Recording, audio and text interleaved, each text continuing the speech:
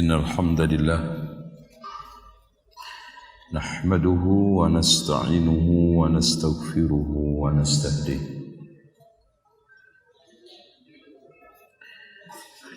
ونعوذ بالله من شرور أنفسنا وسيئات أعمالنا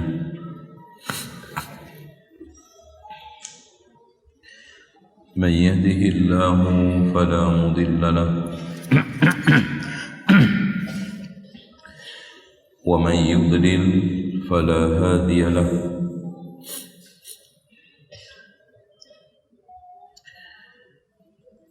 أشهد أن لا إله إلا الله وحده لا شريك له وأن محمدا عبده ورسوله. Panas mas, yang panas, yang panas. أشهد أن لا إله إلا الله وحده لا شريك له وأن محمدا عبده ورسوله. اللهم صل وسلم على محمد وعلى آل محمد كما صليت على إبراهيم وعلى آل إبراهيم إنك حميد مجيد. Hadirin sekalian, alhamdulillah kita bisa berjumpa di kesempatan yang mulia ini, di tempat yang mulia, dalam rangka untuk thalabul ilmi, menyehatkan hati, meluruskan ibadah. Yang tidak kalah pentingnya adalah untuk mengupdate setiap syubhat yang selalu berkembang. Hadirin sekalian, sebagian ulama mengatakan jalan dunia itu ditempuh dengan kaki, jalan akhirat ditempuh dengan hati.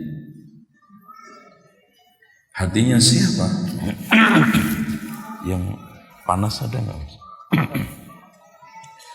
Ini lama banget keluar. Disender nggak kena. Harusnya sekali gitu udah langsung keluar.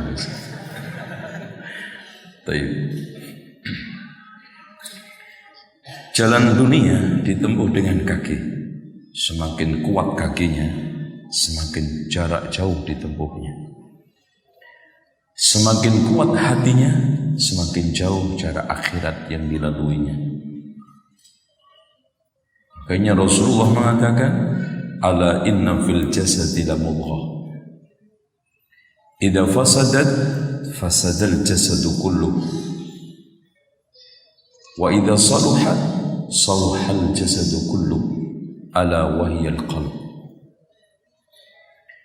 Hati yang mana? Hati yang tersiram oleh hidayah.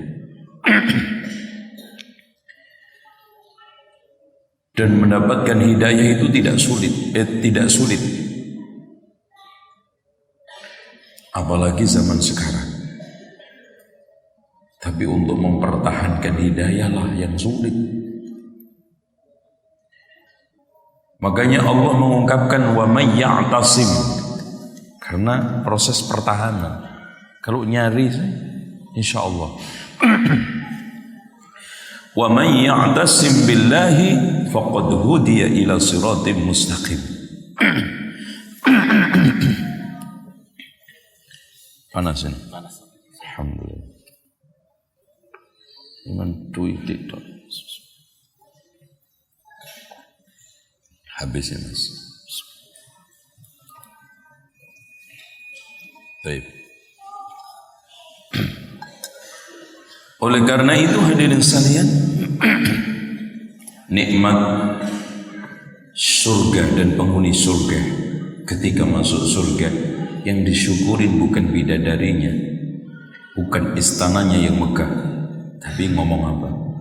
Wa qalu alhamdulillahi alladzi hadana li hada wa ma kunna linahtadiya laula an hadana Allah.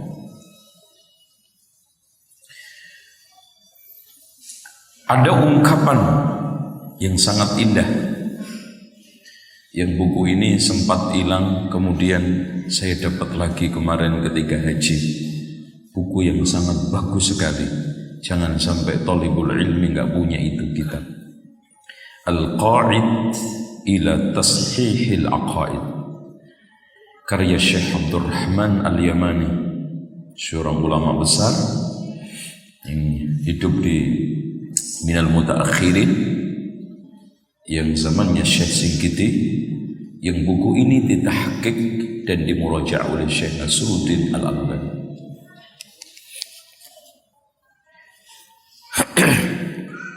Hadirin sekalian, kata beliau, zaman sekarang ini zaman banyak orang at-taqsiru fi badlil wusl, lemah di dalam mencari kebenaran.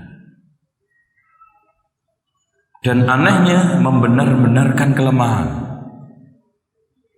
Lemah mencari kebenaran jelek, membenarkan kelemahan juga lebih. Paham gak ngomongan gue nih?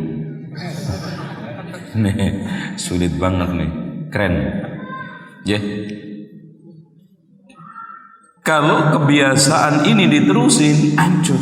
Membenarkan kebiasaan, membiasakan kebenaran. Bagusan membiasakan kebenaran. Makanya berusahalah untuk membiasakan kebenaran, jangan membenar-benarkan kebiasaan. Berusahalah meyakini yang Anda ucapkan, jangan hanya mengucapkan yang Anda yakini. Itu. Begitu juga ini. Ada orang yang sukanya membenarkan kelemahan, kekurangan, dan kurang di dalam mencari kebenaran. Ya, ada yang gitu. Contoh, membenarkan kelemahan, kekurangan. Mas, kenapa untung nggak hafal Al-Quran? Waduh mas, sibuk itu mas. Mas hidup di sini nggak ada yang sibuk, siapa? Yang nggak sibuk satu orang gendeng. Itu pembenaran.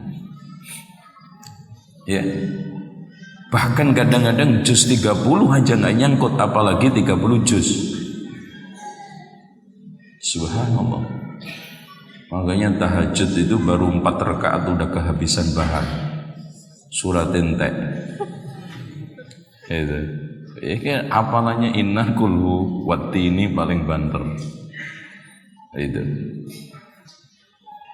Makanya surat yang paling dicintai orang Indonesia itu inna a'tayna. Alasannya apa? Mempercepat selesainya sholat. Kenapa Pak? Wah, sebetulnya saya itu cinta banget mas sama surat Al-Kautsar. Kenapa? Cepat selesai sholat. Itu. Nah, yang lebih parah lagi, at-tamassuk bima laisa minal haq, berpegang teguh yang enggak benar. Yang enggak benar malah diyakini sebagai kebenaran. Ini yang terjadi. Ya, contoh aja hajian.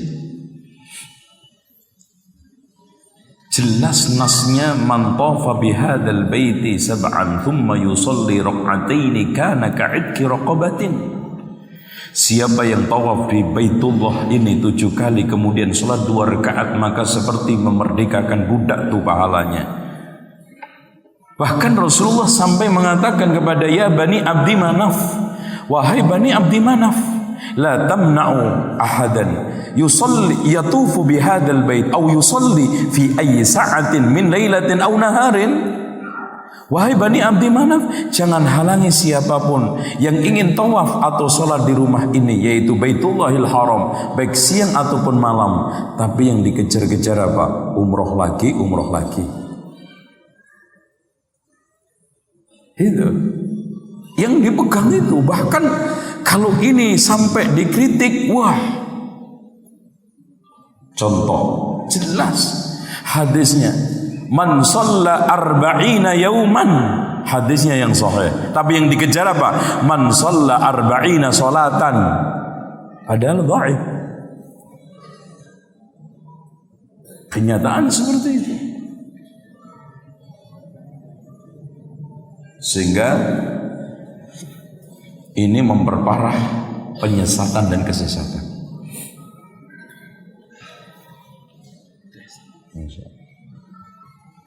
Bismillah. Haji dulu coba kemarin ada jamaah mampir di Musdalifah itu sampai subuh itu kan wajib.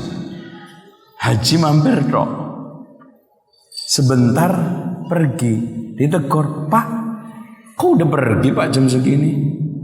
Terus kenapa Mas? Kan harus nginep sampai pagi. Itu mah reguler. Ya Allah. Katanya reguler yang nginep sampai subuh. Kalau plus beda Pak. Oh begitu Pak. Rasul itu hajinya reguler berarti. Astagfirullah. Nemen Pak. Ya Allah ya. Itu. As-salis yang ketiga, al-i'tidadu bi tarjih nafsi alladhi yakunu mansha'uha al-hawa. Ini Pak yang bahaya. Yang selalu menjadi pertimbangan adalah perasaan, dan itu munculnya dari hawa nafsu. Orang untuk mencari kebenaran perasaan banyak. Perasaannya mah, anak ini kayaknya udah baik perasaan. Tegur, Pak, kenapa nggak ngaji? Perasaan saya udah pinter. Perasaan. Agama itu sekarang pakai perasaan semua. Oleh karena itu Allah menegaskan dasar agama itu memang cuma dua. Wa ma yantiqu 'anil hawa in huwa illa wahyun yuha. Siapa yang bicara atas dasar hawa nafsu, lahirnya kebatilan. Siapa yang bicara atas dasar wahyu, lahirnya kebenaran. Itu. Orang itu ngomong agama imma dasarnya nafsu atau dasarnya wahyu. Dan kebanyakan sekarang apa? Wahyu. Sehingga dalam beragama pun orang Indonesia ini beragama terbagi menjadi dua, ala turunan sama ajaran. Itu, turunan sama ajaran. Dan dua-duanya punya dasar 4 juga. Apa kata tokoh, apa kata hawa nafsu tadi, apa yang sudah berjalan di masyarakat, dan yang tidak kalah pentingnya tadi itu, perasaannya mau kemana. Tradisi, ajaran, Quran, Sunnah, ijma' qiyas. Tuh. Nah, yang tidak kalah pentingnya nomor 4, adamur rujuk' amma yatabayyan anna ghairahu aula bil haqqi min. Sulitnya rujuk ketika menemukan yang lainnya lebih benar. Ini kebanyakan.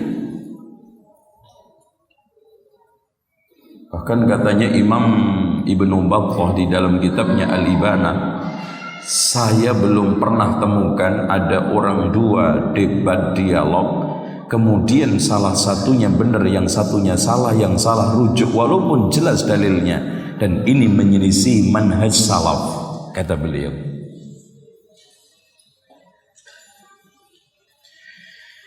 Yang nomor 5, selalu memusuhi penentangnya, padahal ada kemungkinan yang nentang itu benar.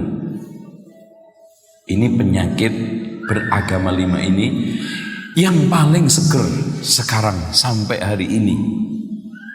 Oleh karena itu, kita di sini di dalam rangka untuk mencari kebenaran, harus kita hilangkan 5 itu.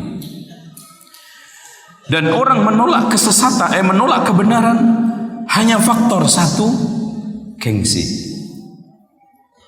Abu Jahal itu kan gengsi aja Pak. Gengsi. Saya sudah tokoh segini gedenya kok ngaji. Gengsi, saya ini udah haji 3 kali, kok masih ngaji lagi? Tuh, bahkan ada yang nggak sholat karena sudah kelebihan sholatnya. Saya itu sholat di Masjidil Haram aja sekali sholat itu 100.000, dikalikan sekian, turah sholatnya turah. Saya bagi-bagi keponakan, adik, kakak itu aja udah itu. Oke. Dengan demikian hadirin sekalian, mencari kebenaran dibutuhkan tajarrud. Tajarrud itu apa? Pembersihan dari intrik-intrik gengsi. Ya. Kemudian kalau enggak gitu, ta'assub terhadap tokoh. Masa sih tokoh saya salah? Masa sih kiai saya salah? Kiai saya itu di Mekah aja 18 tahun nyopir.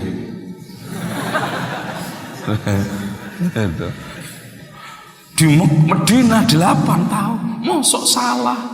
Nggak mungkin, udah deh. Apalagi kiai saya itu Quran menguasai, hadis menguasai, ngelontok walaupun saya nggak tahu dalilnya. Itu hujjahnya muqallid. Dan kalau muqallid itu nggak pernah kalau ditanya nggak jawab. Pak, bagaimana hukumnya masalah ini? Oh, masalah ini menurut saya persis seperti pendapat guru saya. Terus gimana Pak rinciannya? Ya antum datang aja ngaji, insya Allah antum bisa tanya, dijabarkan detail. Terus ya udah berangkat aja Pak. Terus menurut Bapak ya sama, nggak beda. Itu muter taklid. Nah, tema yang kita angkat kali ini termasuk tema yang krusial, yaitu tentang sunnah-sunnah kematian. Pertama, panduan menghadapi sakaratul maut. Di sini urusan mayit yang harus segera diselesaikan. Yang pertama adalah menuntaskan tanggungannya. Kedua, mengurus jenazahnya. Ketiga, membayar utangnya. Keempat, menunaikan wasiatnya. Kelima, bagi warisannya. Oke. Hadirin sekalian, semua orang pasti mati. Dan bagi seorang muslim, inti bukan masalah panjang pendek umur. Makanya doa Rasulullah yang ditonjolkan, gak ada yang panjang umur. Allahumma inna nas'aluka bi'ilmikal ghaib wa qudratika 'alal khalqi ahyini ma'alimtal hayata khairunni wa tawaffani idza alimtal wafata khairunni. Ya Allah, hidupkan aku kalau engkau masih tahu kehidupan terbaik buat saya, dan matikan aku kalau kematian engkau sudah tahu terbaik buat saya.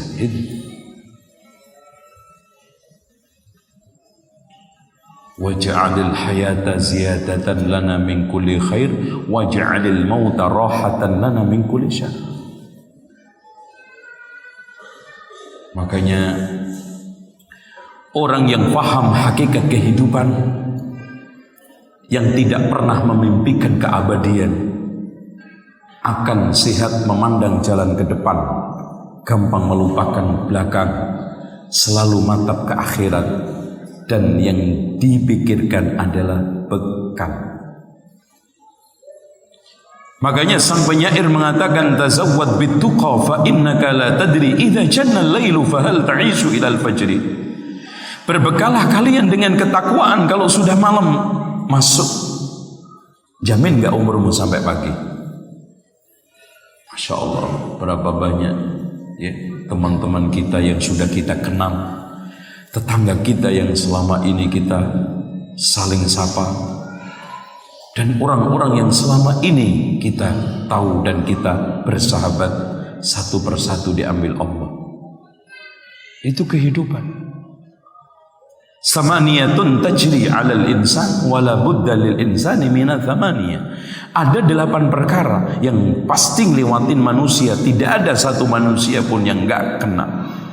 Istima'un wa furqatun, ada pertemuan, ada perpisahan.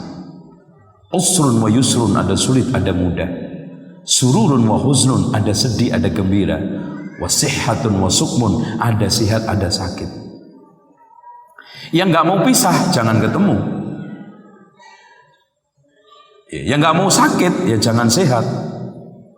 Gimana?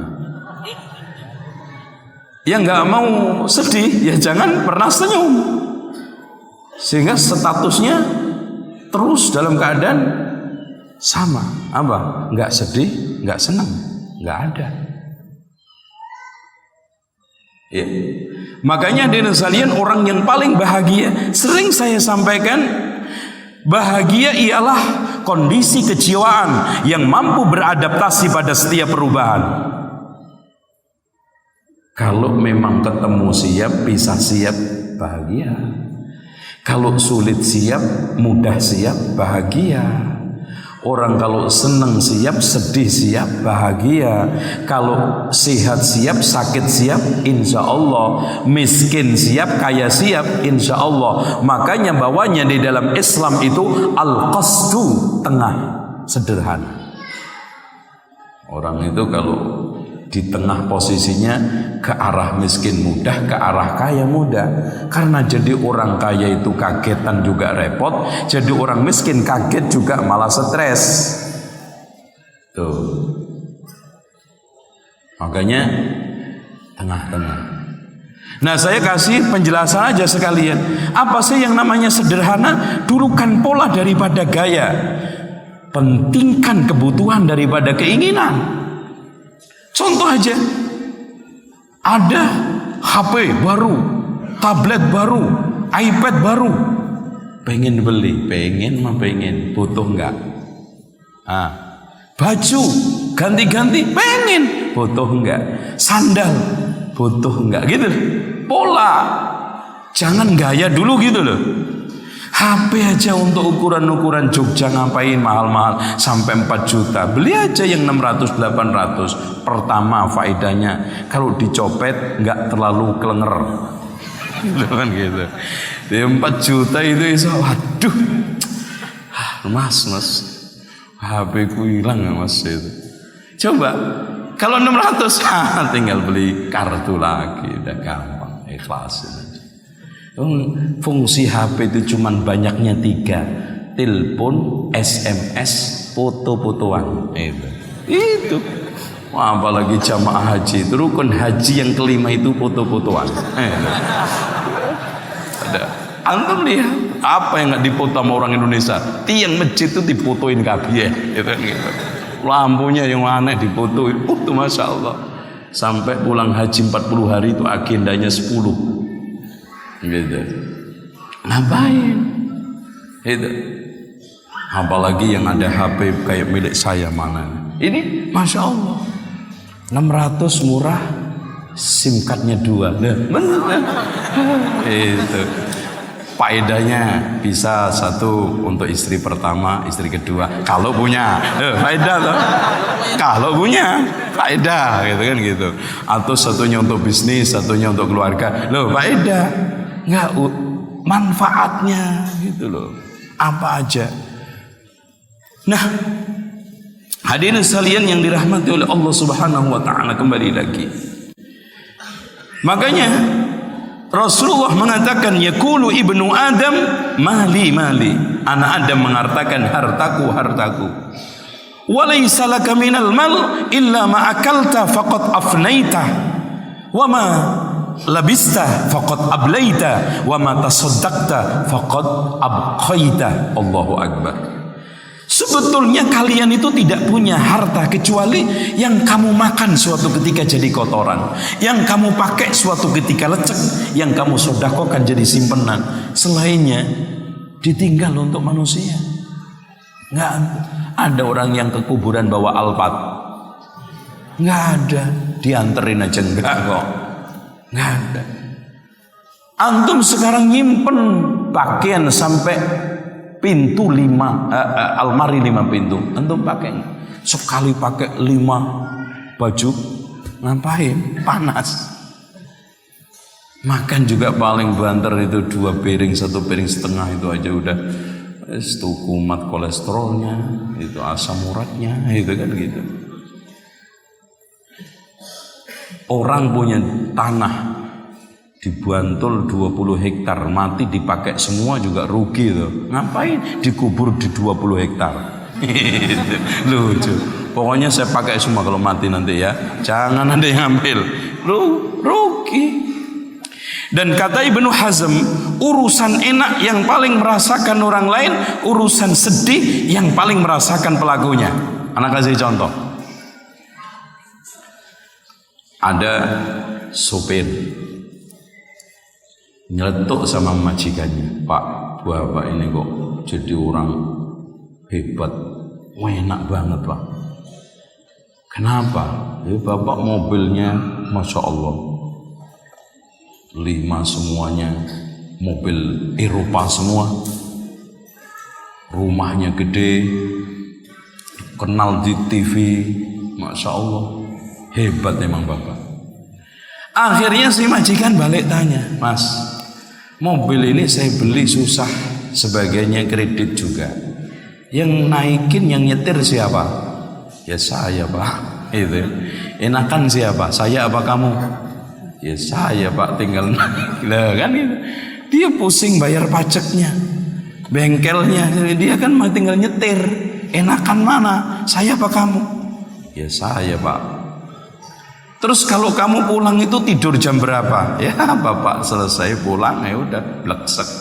Jam 9, 10 tidur Pak. Saya tahu nggak, setiap hari rata-rata tidur jam 12, jam 1. Enakan mana? Ya saya lagi Pak. Gitu kan. Ini rumah saya gede. Yang tinggal di dalam siapa? Istri kamu kan, istrinya jadi pembantu. Istri saya juga kerja. Paling juga sekali-kali tidur cuman malam. Banyakan mana yang di rumah? Istri saya sama istri kamu. Ya istri saya Pak. Itu kan. Enakan mana? Ya istri saya Pak. Itu kan gitu. Nah kalau sudah antum habis beli mobil mewah, Alphard umpamanya atau yang lainnya, antum habis beli 5 bulan rasanya biasa. Mau sekarang mobil murah, mobil sedang, mobil mewah sama aja ngelinding. Gitu. Iya, cuman beda-beda dikit. Yang enak siapa? Tetangganya yang lihat. Masya Allah. Nah itu. Tapi urusan sedih yang paling merasakan siapa? Itu antum. Orang lain mah antum kasih berita musibah 5 menit sudah cengar-cengir lagi. Antum masih sedih 5 hari. Oke. Nah, kalau memang begitu hakikat daripada kehidupan, maka yang paling penting adalah persiapan. Karena wa kam min salimin mahta bi ghairi illatin. Berapa banyak orang yang sehat mati tanpa sebab penyakit. Wa kam min sakimin asyahinan minad dahri, dan berapa banyak orang yang sakit-sakit mati-mati. Wa kam min yusbihu wa yumsi aminan wa qad nushijat akfanu wa la yadri. Berapa banyak orang yang sehat segar bugar, pemuda, sore pagi merasa aman, ternyata kain kafannya sudah digunting-gunting, dia tidak tahu. Allahu akbar. Oleh karena itu persiapan. Dan rata-rata maaf, kok nggak panas ya? Ini numpahin ini repot. Oke. Rata-rata orang mati didahului dengan penyakit. Walaupun kematian tidak pernah memilih penyakit tertentu untuk menjadi eksekutornya. Udah saya perut aja, enggak.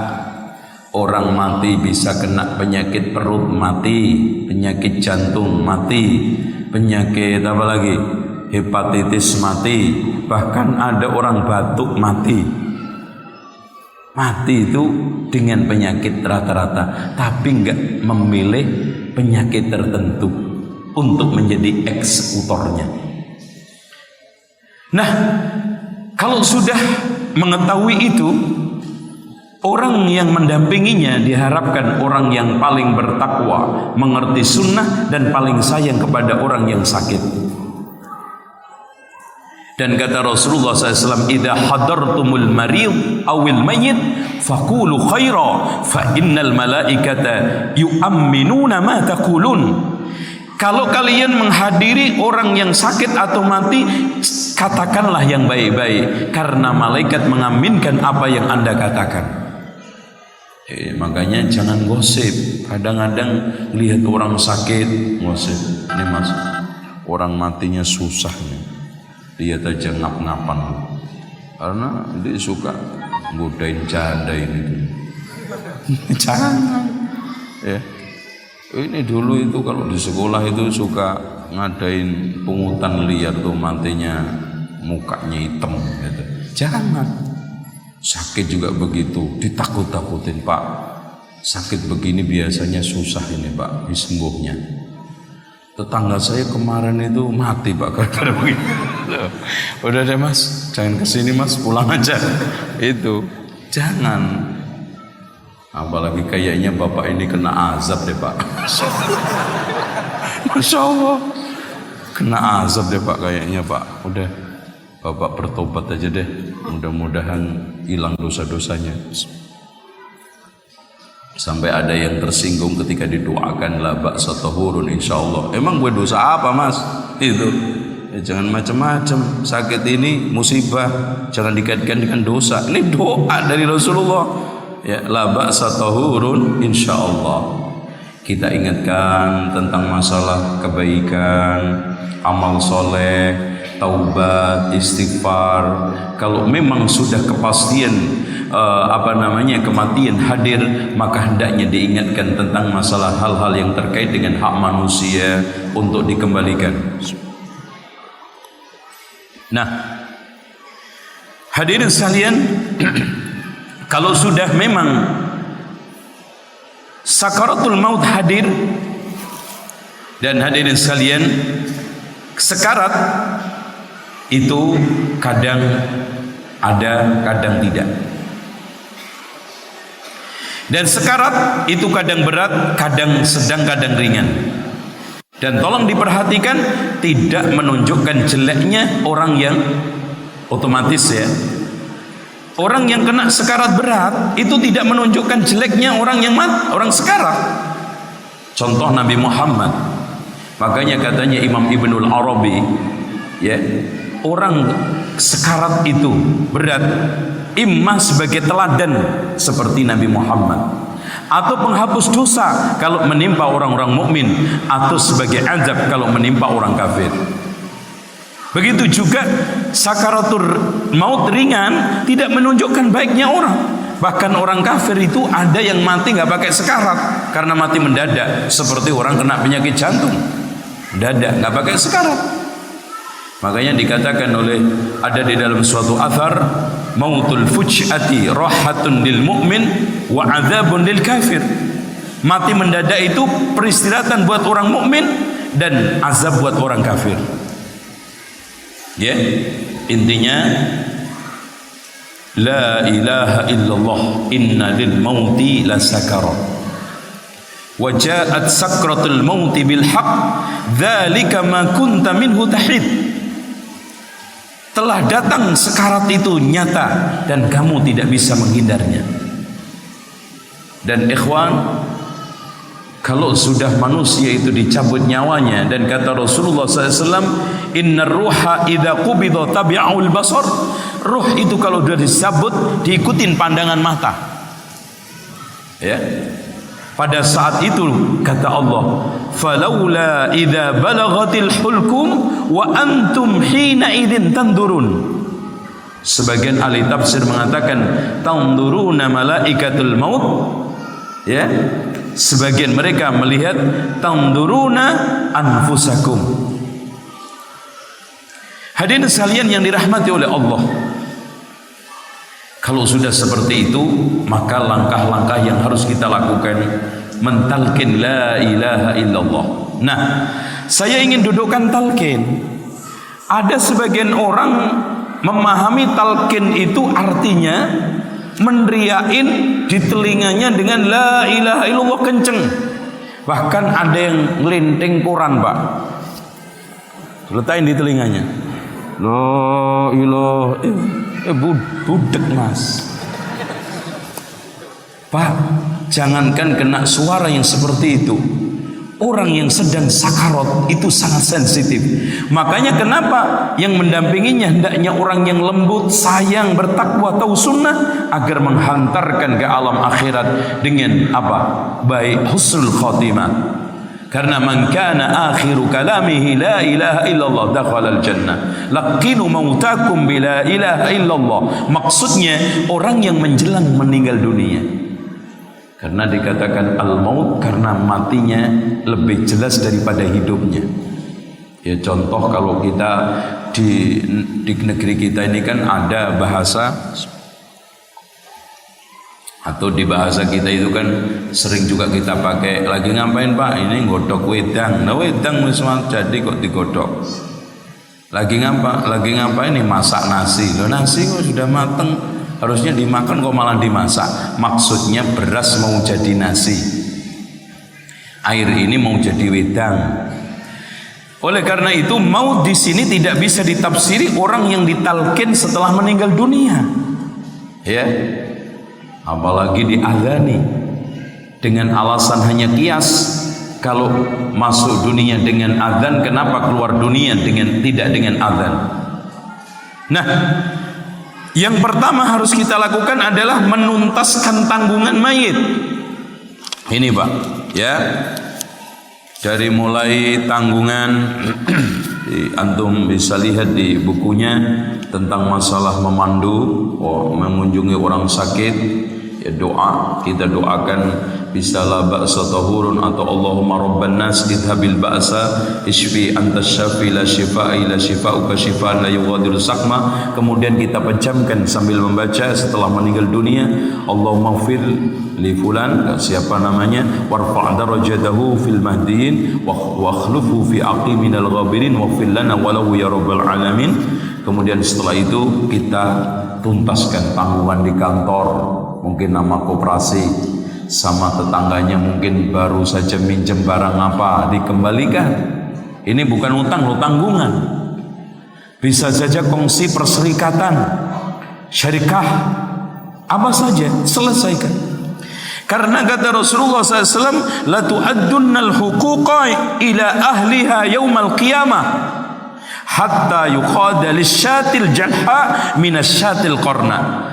Kalian pasti akan menunaikan hak-hak di hari kiamat kepada pemiliknya, sampai nanti jangankan kita, kambing yang tanduknya rusak akan diadili oleh Allah seadil-adilnya dengan tanduknya yang lengkap karena tumrukan. Makanya Allah sampai mengatakan wa idzal wuhusu husyirat, ketika binatang buas dihimpun, untuk apa? Diadili.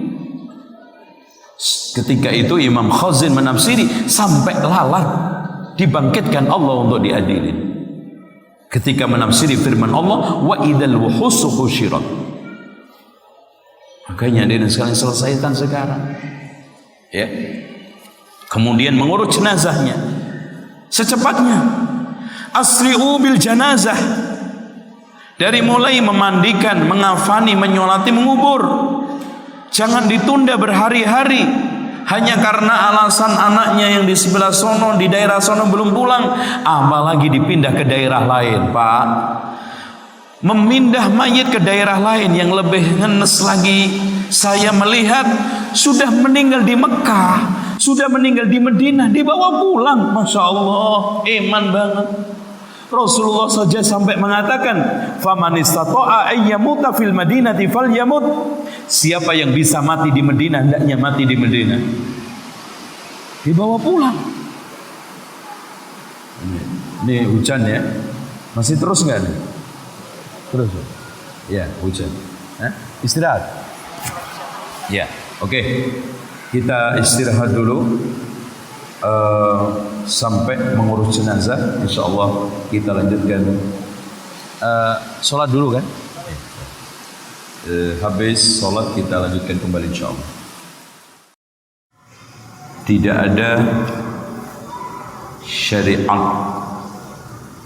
dalam pengurusan jenazah yang lebih mulia dan memuliakan indah dan juga mengandung berbagai macam manfaat kecuali Islam. Antum lihat halaman 8. Ini saya nukil dari ucapan Ibnu Qayyim di dalam Zadul Ma'adnya. Bimbingan Nabi dalam mengurus jenazah merupakan petunjuk paling sempurna yang berbeda dengan ajaran umat lain. Contoh, agama lain mati dibakar. Coba. Jadi tanda bakti anak ke orang tua goreng mae. Coba Pak bayangkan, apalagi alat kremasi sekarang pakai oven yang 250 derajat, emaknya bapaknya dimasukin dalam seret. Terima kasih Tuhan, itu emak saya sudah masuk nirwana. Subhanallah, gak ada.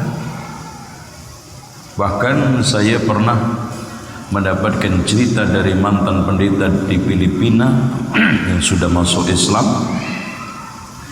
Ada di antara sekte Kristen itu kalau mati mayat itu diilangin otaknya sama perut ususnya. Alasan logikanya karena otak sumber kejahatan, perut sumber makan makanan haram, nggak pantas ketemu Tuhan. Karena manusia kalau sudah mati harus ketemu Tuhan dalam keadaan bersih, otaknya dihilangin, usus perutnya dihilangin, bersih, iya otaknya, ya berabeane.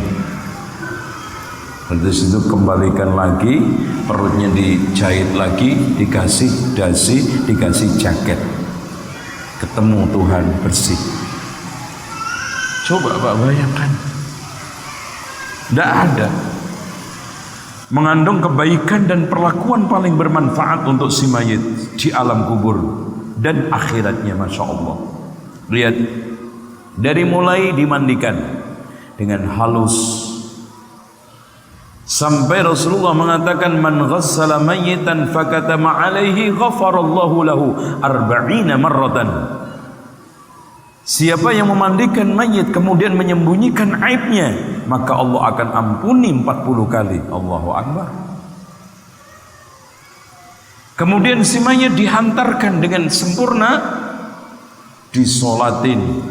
Allahumma ighfir lahu warhamhu wa'afihi wa'fu anhu wa akrim nuzulahu wa wasi' madkhalahu wa aghsilhu bil ma'i wal thalji wal barad wa naqqihi minal khataaya kama yunaqqa ath-thawbul abyadu minad danas. Allahu Akbar.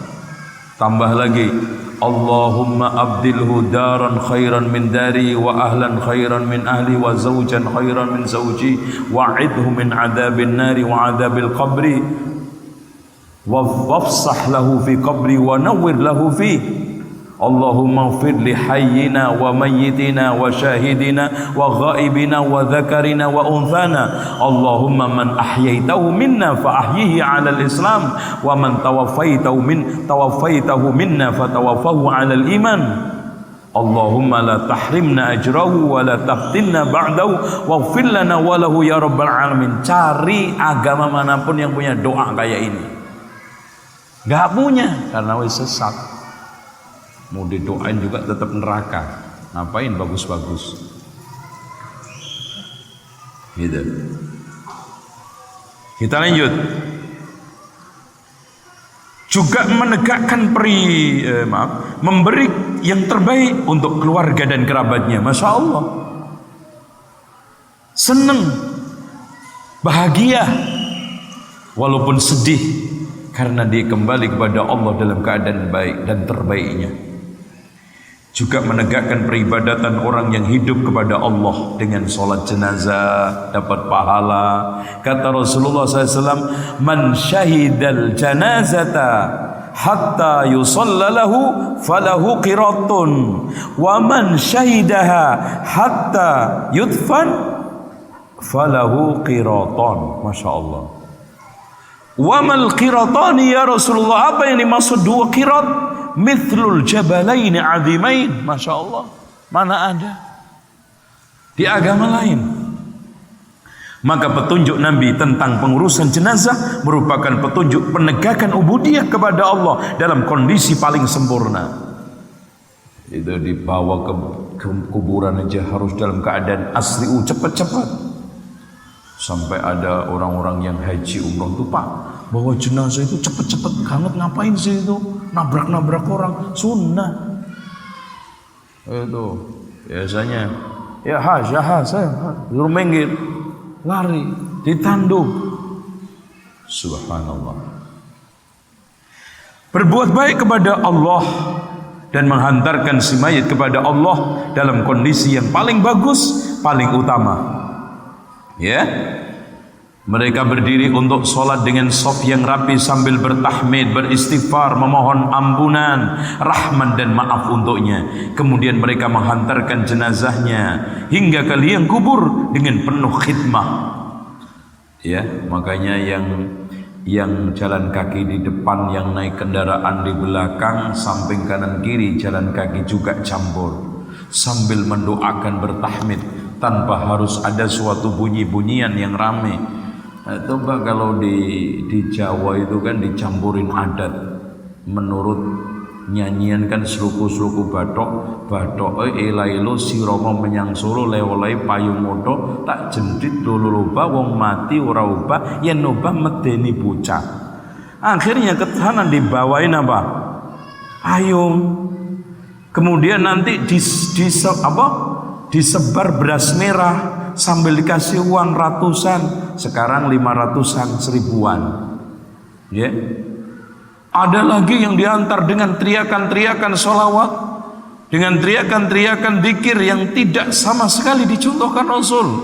Ya la ilaha illallah, la ilaha illallah, la ilaha illallah Muhammadur Rasul. Enggak, la ilaha illallah Syekh Abdul Qadir waliullah. Loh, nyasar sono. Itu dulu saya begitu kalau ngantri jenazah, wenceng lagi, bawa speaker, gitu. Itu. Kita lanjut. Lalu ketika di pekuburan mereka berdiri untuk memintakan keteguhan, karena itu Rasulullah, makanya sekira menyembelih unta kita mintakan.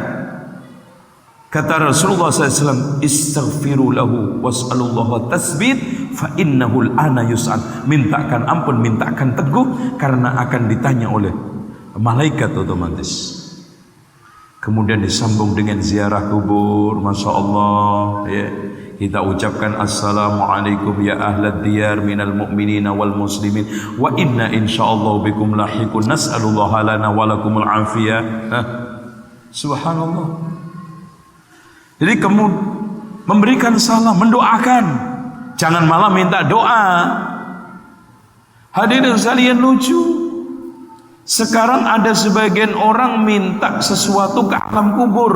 Bahkan anehnya hadirin sekalian, orang mati dianggap lebih hebat sebelum ini matinya.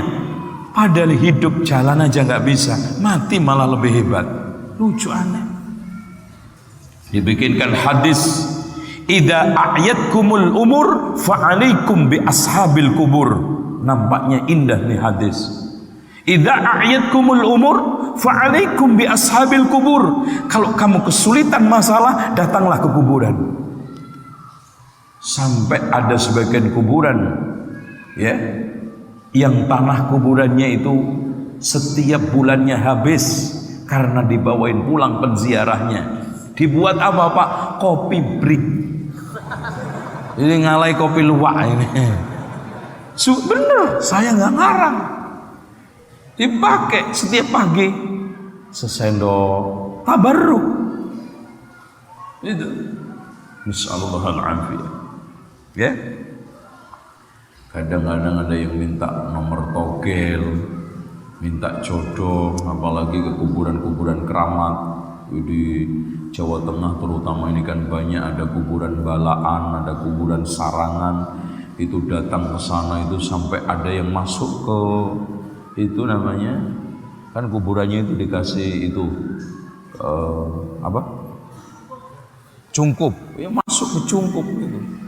Saya pernah ziarah ke sana, Saya ceritanya ke sana nganterin wartawan dari Timur Tengah untuk meliput kesyirikan di Indonesia. Saya bawa ke sana dari Timur Tengah. Saya nggak usah sebutkan TV-nya.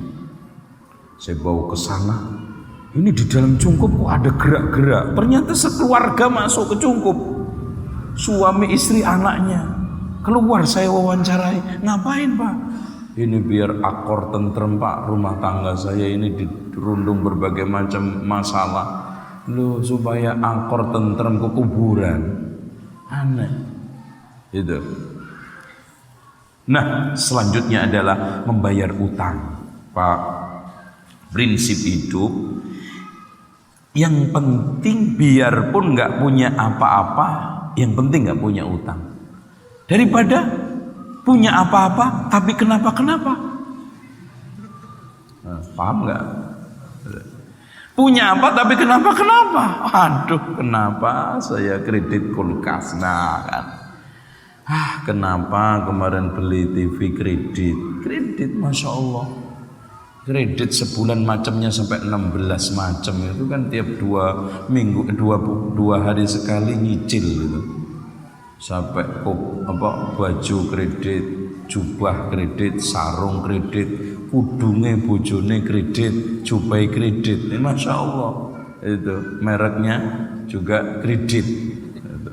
Jangan hutang malah petaka kalau nggak sampai kita lunasi. Karena Rasulullah mengatakan matlul ghaniyyi dzulmun, menunda-nundanya orang punya utang padahal mampu zalim.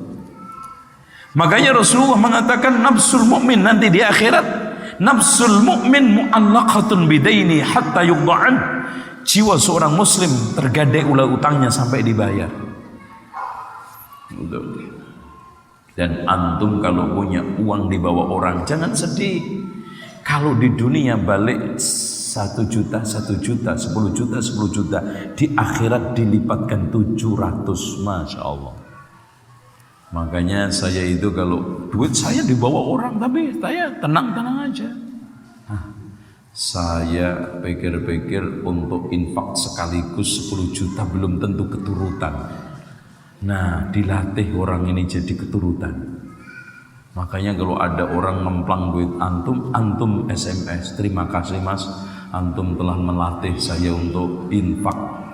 Kalau nggak ada antum kayaknya anak nggak bisa infak 20 juta sekaligus. Nah itu kalau disuruhin, orang Indonesia itu lucu, kalau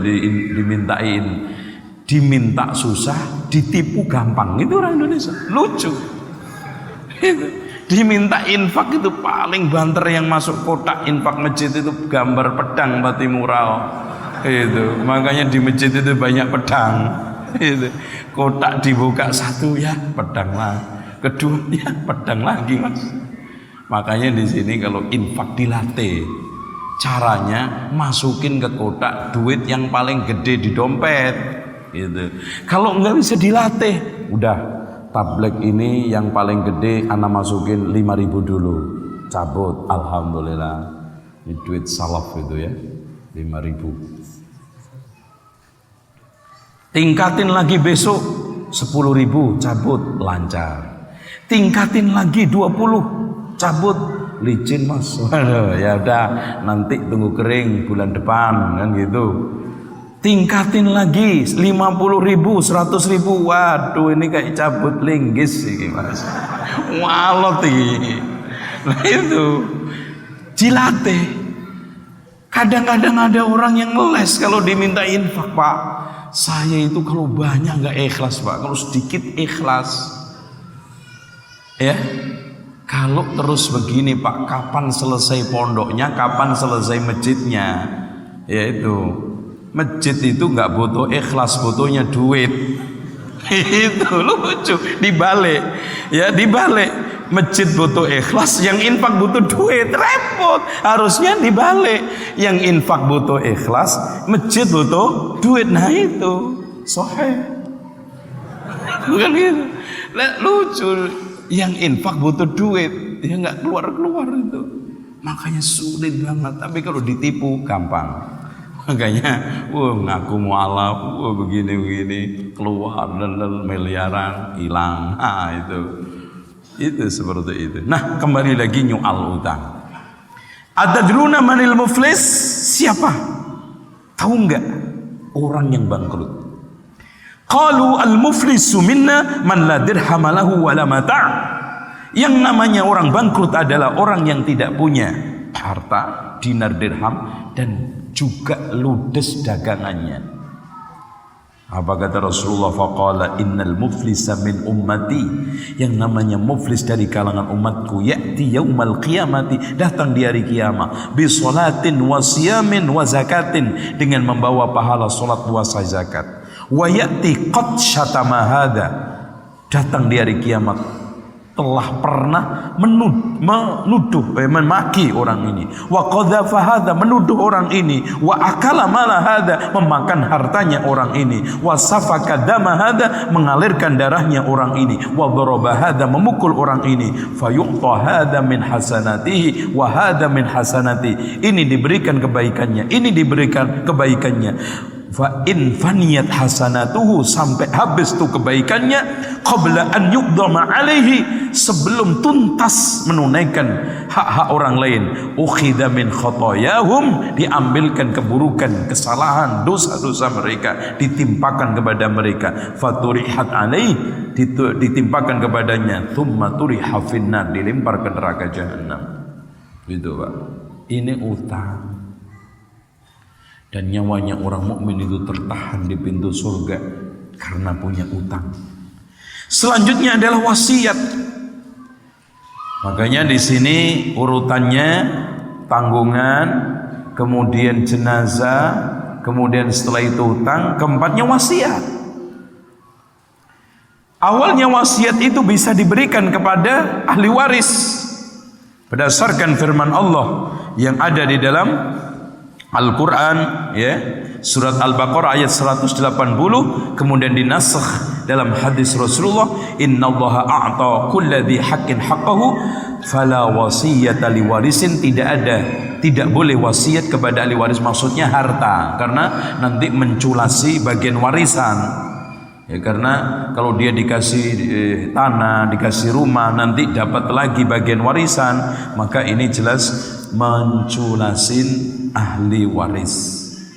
Tapi kalau wasiat-wasiat keagamaan, terutama nanti kita akan jelaskan tentang masalah niyahah, ya, bagi siapa yang sudah mengetahui bahwa di kampungnya itu sudah terbiasa tahlilan macam-macam, tidak wasiat itu bisa disiksa di kuburannya, ya.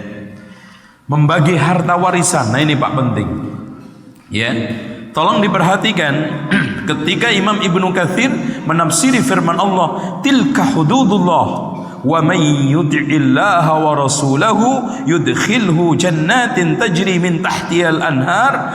Siapa yang mentaati Allah di dalam membagi warisan sesuai dengan syariat, maka Allah akan memasukkan ke dalam surga. Tapi wa may ya'sillaha wa rasulahu, siapa yang bermaksiat kepada Allah, tidak membagi warisan sesuai dengan ketetapan hukum Allah, maka wa yata'adda hududahu, melampaui batas alias menggunakan hukum-hukum lain, nasional kek, adat kek, atau apapun, yudkhilhu naran khalidan fiha. Dan ini juga dikuatkan oleh Imam Al-Qurtubi di dalam tafsirnya. Maka siapa saja yang tidak membagi warisan dengan cara syariat Islam, maka telah melakukan maksiat besar, dosa besar, dan diancam oleh Allah dengan neraka. Dan tidak ada dosa yang diancam neraka terang-terangan kecuali pasti dosa itu besar. Oke, sekarang amalan yang menguntungkan mayit. Nah ini, pertama doa dan istighfar. Subhanallah, indahnya hubungan muslim, Pak. Di masjid ini aja tadi sholat membaca Assalamu alayna wa ala ibadillahi sholihin. Masya Allah. Makanya di sini sholat jamaah itu penting. Bahkan semakin banyak jumlahnya, semakin kita untung. Didoakan orang 1 juta, 2 juta, 3 juta di Mekah. Coba. Assalamu alayna wa ala ibadillahi sholihin. Dan orang sholat itu pasti soleh. Orang sholat itu pasti soleh. Kalau nggak soleh, nggak sholat. wa ala ibadillah sholihin. Indah saling mendoakan. Makanya kata Rasulullah, da'watul muslim li akhihi bi dhahril ghaib mustajabatun wa ala ra'sihi malakun muwakkal kullama da'a li akhihi bi khairin qala al malak amin wa laka bimislih. Subhanallah, lebih indah lagi doanya orang muslim untuk saudaranya di kejauhan, apalagi jauh benar-benar di akhirat, di alam kubur lebih jauh lagi. Makanya jangan sampai kita lupa mendoakan saudara-saudara yang sudah mati, karena tidak ada yang lebih gaib lagi. Teman kita yang di Jakarta, di Mekah, di mana aja yang kita doakan aja jauh, mustajabatun. Di kepalanya Allah tugaskan malaikat, setiap dia berdoa untuk saudaranya kebaikan, malaikat itu mengatakan amin, kamu juga mendapatkan sepadan dengannya. Loh, kalau antum mendoakan saudara antum 1 juta, kasih pengampunan 1 juta. Kalau antum mendoakan teman antum sihat walafiat, kasih juga sihat walafiat. Ini hubungan muslim indah. Makanya kalau ke masjid itu jangan ngeles. Ada yang ngeles terus dengan dalil apa? Kan sholat jamaah itu fardu kifayah, Pak. Lah apa Pak fardu kifayah? Lah yang penting ada sekelompok orang sholat, yang lainnya gugur. Yang lainnya siapa Pak? Saya. Gitu. Lah kenapa Bapak? Yang lainnya siapa? Sekampung, sekomplek, sekelompok itu siapa? Muadzin marbot sama orang cari saudaranya belum ketemu, tidur di masjid itu, kebetulan pelengkap penderita. Itu yang lainnya apalagi subuh, masya Allah Pak. Masjid di mana-mana itu kayak masjid di daerah trans, yang datang cuma 10, 15, untung tuh ada yang 3. Ada yang cari makmum susah. Di Rojak itu sering lah ada ini apa namanya curhat, Ustaz saya itu mau sholat di masjid nggak ada temen. Ya udah anggap aja makmumnya jin Mas, gitu. Udah, subhanallah, cari teman nggak dapat. Tapi kalau urusan bola, khidmah khusyuk lengkap. Coba nih pertandingan tahun 2022 kan di Qatar tuh. Andaikan nanti finalnya Qatar lawan Inggris atau Belanda, pas adzan isya atau qomat, penalti lagi. Ayo, mana yang didulukan? Sholat apa penalti? Seandainya sholat pun, waduh, masuk enggak ya? Itu. Allahu Akbar. Ini tendangan bawah, kanan, kiri, apa atas ya? Itu. Tanyain aja. Pernah saya itu siaran di radio. Ini tumben pertanyaan kok sedikit banget. Biasanya masya Allah SMS ini, Mas, kenapa ini kok nggak ada? Ustaz, ini tadi ada pertandingan Malaysia lawan Indonesia. Astagfirullah. Tuh makanya Mas, udah sepi. Itu Indonesia pasti menang. Indonesia pasti menang, menangis. Itu yel-yelnya. Itu akhirnya kalah ya kan, 2-3 jebol, menangis gitu. Menang apa pasti insya Allah gitu loh bilang. Itu hadirin sekalian, tapi kita tidak boleh mendoakan siapapun, walaupun family kita yang mati dalam keadaan syirik kufur. Karena Allah berfirman, maka nalin nabi walladzina amanu ayyastaghfiru lil musyrikin walau kanu uli kurba.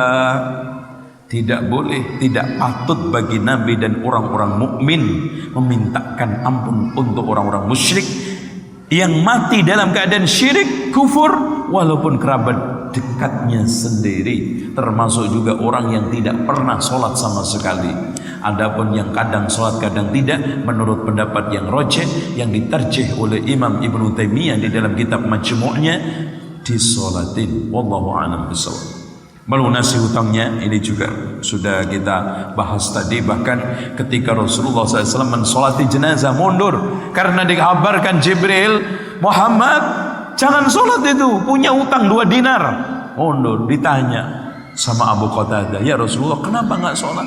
Ini mayit punya utang 2 dinar. Ya Rasulullah, dinarani alayya, 2 dinar saya yang nanggung. Akhirnya Rasulullah sholat. Itu tiap ketemu ditanyain, Pak, Abu Dzar gimana? Abu Qatadah gimana? Udah dilunasi belum? Belum ya Rasulullah. Waduh. Tiap ketemu ditanya. Setelah dibayar, sudah ya Rasulullah. Apa kata Rasulullah? Al-an baradat jilduhu. Sekarang dingin itu kulitnya. Berarti mendatangkan siksaan itu utang. Dan menunaikan nazar. Nah, ini masalah nazar, Pak. Nazar, kata Rasulullah, innahu la ya'ti bi khairin. Nazar itu tidak mendatangkan kebaikan. Wa innama yustakhraju bihi minal bakhil, hanya saja dikeluarkan dari orang bakhil. Itu. Gimana enggak bakhil? Wong mau infak aja nunggu suaminya naik pangkat. Padahal kurang 3 tahun lagi, coba. Mau sekarang puasa aja nunggu anaknya lulus dari UGM. Iya kalau lulus. Entar kalau nanti saya sembuh, kalau suami saya sembuh dari sakit, puasa 3 hari. Dan rata-rata kalau sudah hari hanya, nah dari itu males nunaikan. Dan setengah, apa ya Pak ya? Makanya di antara para ulama mengharamkan karena itu setengah ngeremehin Allah. Allah dianggapnya kayak ikan kasih umpan. Saya itikaf dikasih enggak ya? Saya nanti bantu yatim piatu dikasih enggak? Kadang-kadang lebih minta gedean dapatnya daripada pancingannya. Makanya benarlah yang dikatakan oleh Rasulullah, innahu la ya'ti bi khair, tidak mendatangkan kebaikan. Wa innama yustakhraju bihi minal bakhil, itu hanya dikeluarkan dari orang bakhil. Tapi kalau sudah nadar harus ditunaikan. Makanya Allah mengatakan yufuna bin nadri wa yakhafuna yawman kana syarruhu mustatira wa yut'imuna at-ta'ama 'ala hubbihi miskinan wa yatiman wa asira. Itu yufuna bin nadri wa yakhafuna yawman kana syarruhu mustatira. Penuhi. Kemudian nadar itu ada yang sifatnya ibadah, puasa, dan jangan sulit-sulit. Saya kalau sembuh sakit, saya akan iktikaf seminggu di Masjidil Aqsa. Repot tuh. Sehari aja udah diusir-usir, apalagi seminggu. Saya nanti kalau sudah begini akan umroh iktikaf 2 bulan di Masjid Nabawi. Repot. Ya. Nah, hadirin sekalian, kalau mayit sudah punya tanggungan itu harus dibayar. Makanya para ulama ketika mengarahkan hadis man mata wa alaihi siyam shoma anhu waliyuhu, siapa yang mati punya tanggungan puasa maka yang memuasai adalah ahli warisnya. Maksudnya saumun nadhar, karena nadhar itu utang. Utang itu harus dibayar. Adapun Ramadan maka itu gugur. Terus kemudian keempat, amal anak soleh. Sebentar.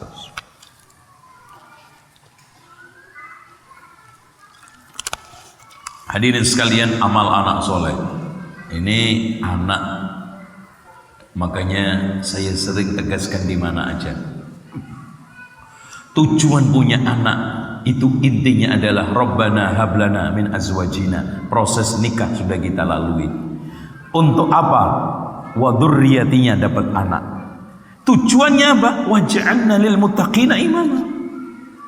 Kalau antum sekarang tujuan utama punya anak pengen jadi pejabat, jadi pengusaha, kerja di perusahaan gajinya dolar, rugi.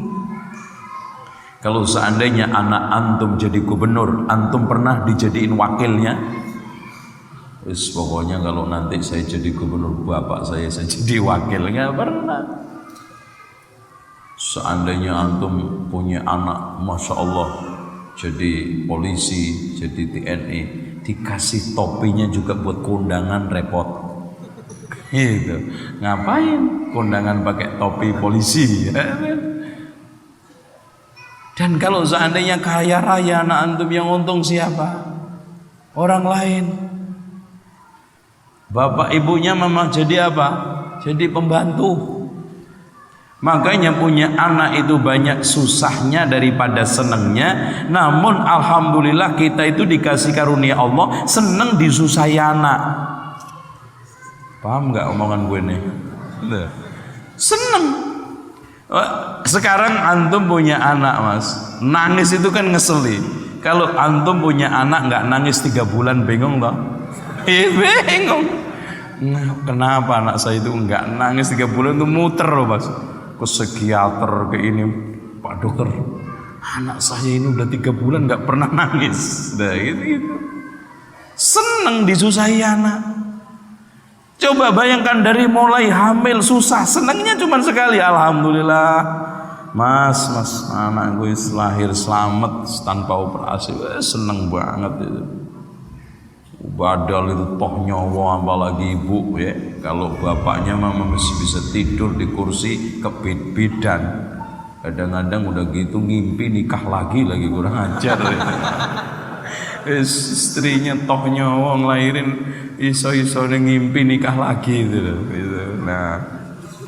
Nah itu hadirin sekalian, nanti kalau sudah habis lahiran, Masya Allah yang ngompol, yang ini bangun jam 2, belum lagi sakit, panas, takut nanti step, ya lahir pas ini nggak bisa nangis juga, takut jangan-jangan anak saya ini cacat, subhanallah. Apalagi kalau sudah dikasih ujian Allah anaknya cacat, subhanallah. Semua nanti kalau sudah gede dikit masuk TK, survei sampai 5 TK nggak ada yang cocok. Kadang-kadang suami istri tengkar tuh sama ini gara-gara ini kayaknya turunan sampean deh mas, itu kan gitu. Ini saya dulu itu rajin sekolah, ya. Wah anak ini mual sekolah, kayaknya dari kamu, itu DNA. Itu saling menyalahkan. Lulus selesai paling senengnya apa? Wisuda foto-fotoan, itu toh. Nanti susah lagi 6 tahun, 3 tahun. SMP, SMA sampai perguruan tinggi, lulus diambil orang, nikah langsung. Apa yang antum tunggu? Waj'alna lil muttaqina imama. Inilah wa an laisa lil insani illa ma sa'a. Termasuk hasil usaha orang tua apa? Adalah anak. Makanya ketika Allah mengutuk Abu Lahab, tabbat yada Abi Lahab wa ma aghna anhu maluhu wa ma kasab. Para ulama menafsiri wa ma kasab, anak-anak yang dilahirkan. Sehingga Rasulullah SAW menjelaskan ayat wa an laisa lil insani illa ma sa'a wa inna auladakum min sa'yikum, anak-anakmu hasil usahamu. Makanya Rasulullah mengatakan anta wa maluka li abika, kamu diri kamu sama harta kamu milik bapak kamu. Makanya kalau seandainya ada orang tua mengambil barang anaknya tanpa izin, nggak boleh dikatakan maling, nyolong. Wah bapak saya nyolong sepatu saya, biarin. Dia mau ngambil apa aja, hak dia, milik dia. Karena jangankan harta kita, diri kita, anta wa maluka li abika. Makanya disinilah bergembira, seneng, berbahagialah orang yang memiliki anak soleh, waladin solihin yad'ula. Nah pertanyaannya, kenapa waladin solihin yad'ula padahal seluruh amal anak soleh itu nyampe? Kenapa dikhususkan, dicontohkan Rasulullah dengan doa? Alasannya karena doa ini semua level macam anak soleh bisa. Kalau haji belum tentu semua bisa. Kalau bangunin masjid belum tentu semua bisa, tapi kalau doa. Dan kenapa ditekankan anak soleh? Karena rata-rata kalau anak nggak soleh pak, orang tuanya mati sudah baru aja seminggu udah lupa, nggak pernah mendoakan. Dan kenapa anak? Karena rata-rata pak, orang itu kalau sudah orang lain paling mendoakan cuman sholat jenazah dok. Saya tanya sama antum sampai hari ini mendoakan tetangga antum yang meninggal 5 tahun lalu? Mustahil. Jangankan 5 tahun, 5 hari mati aja udah nggak doain kok. Namanya aja lupa. Tapi yang namanya anak, Pak, biarpun orang tuanya meninggal puluhan tahun, 30 tahun, tetap ingat, ya Allah, ampuni dosa orang tua saya, rahmati. Makanya ditekankan anak dan soleh. Subhanallah, ini hikmah. Makanya perbanyaklah punya anak. Karena Rasulullah mengatakan, la yada'ahadukum talabal walad. Jangan kalian enggan punya anak. Fa innar rajula idza mata wa laysa lahu waladun inqata'a ismuhu. Rawahul Haythami di dalam Majma' Zawaidnya. Kata Rasulullah, janganlah di antara kalian enggan punya anak, karena seseorang ketika meninggal tidak punya anak, putus nama baik, nama besarnya. Hanya punya anak. Dan sekarang moto BKKBN bagus, punya anak 2 lebih baik, itu bagus, ya. 2 anak lebih baik, itu. Ya, 2 lebih baik, iya kan? Antum baca kan? 2 anak lebih baik, itu sahih. Loh, antum baca nggak, Pak? Itu baca, 2 anak lebih baik. Loh, antum itu kalau punya anak umpamanya 11, itu membelikan sarung aja satu-satu udah 11 sarung. Ya, emaknya dibeliin 11 jubah, 11 kudung, 11 kopiah, 11 sandal. Itu habis hari raya buka toko busana udah lengkap. Nah, antum keliling, Masya Allah, nengok anak 11, pulang itu malah nambah duitnya, bukan kurang. Ini ninggalin 1 juta, ini setengah juta, ini 300. Masya Allah, renes. Itu kalau antum sakit ditungguin anak 11, gantian itu cutinya nggak repot-repot. Ini 3 hari muter, Masya Allah, nikmat. Belum cucu-cucunya yang nengok. Lah kalau cuman anak 1, apalagi 2, satunya di Rianjaya, yang satunya di Papua Nugini, nggak pulang-pulang. Itu makanya siapa bilang punya anak itu susah, itu nggak bener, ya. Rahmat. Punya anak itu bawa rezeki untuk dirinya dan orang tuanya. Yang paling penting itu bukan soal anak banyak atau sedikit, bagaimana sekarang pendidikannya, pengarahannya. Coba sekarang negara Indonesia ini ditakuti oleh bangsa lain. 1, manusianya banyak dan semua umur produktif. Singapura saja sekarang, Pak, sudah ketakutan kehabisan manusia karena program KB-nya. Makanya sekarang yang lahiran dibantu itu sampai 20.000. Itu 20.000 dolar Amerika, ini dolar Singapura. Karena kekurangan manusia. Itu. Umur produktif rata-rata. Dan ini kalau buat bersaing ekonomi, bersaing apa aja pasti menang. Makanya anak-anak putra-putra bangsa Indonesia yang luar negeri itu canggih-canggih. Giliran pulang itu loh yang repot, gitu kan gitu.